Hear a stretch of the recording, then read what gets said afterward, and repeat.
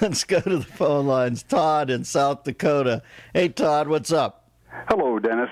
How you doing? Enjoyed listening to your interview you just had, and the title of her book talking about the left pushing things to the liberal plantation. I was in the grocery store the other night, and there was a woman in front of me, and we're all Caucasians involved in this question here in South Dakota. And this woman had been on her cell phone. I had observed in the store the entire time. She's on her cell phone. She gets up there and runs $168 up, pulls out her EBT food stamp card, and it only has $63. She proceeds to walk outside to get another card, and there's only one checker in the entire store. There's 12 people behind, which is an unusual for 9:30 in a South Dakota grocery store.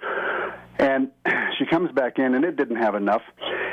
And she goes out again, and she was gone 15 minutes the first time. Long and short of it is she goes to get 3 cards. I finally said, stop. I said, what is wrong with you? I said...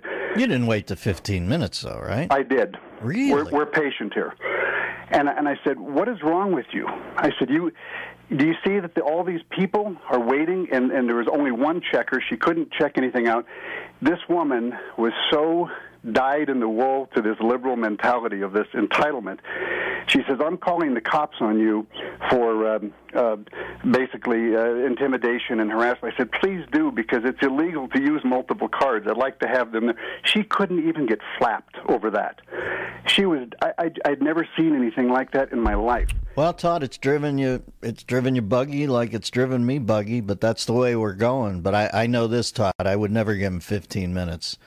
I would be I'd find out what I had, and I'd throw the money down and say, here, keep the change and get out of there. Because you can't let morons cost you. If she went out a third time, you're talking about close to 20 minutes in that line. I wouldn't have done it. But good for you. I guess you're made of sterner stuff than me. But I would have been so apoplectic. I don't know what scene I would have caused, but it would have been something. I'm very impatient in life, especially when it's. I always get behind the person that somehow they do not want to use currency or any sort of plastic. It's gotten into a basic barter situation where they have pelts that they've just brought in from the Adirondacks or Ecuadorian clay money, and there's an exchange rate involved. And I'm thinking, oh, for God's sakes, I'm just trying to buy some pepperoni slices.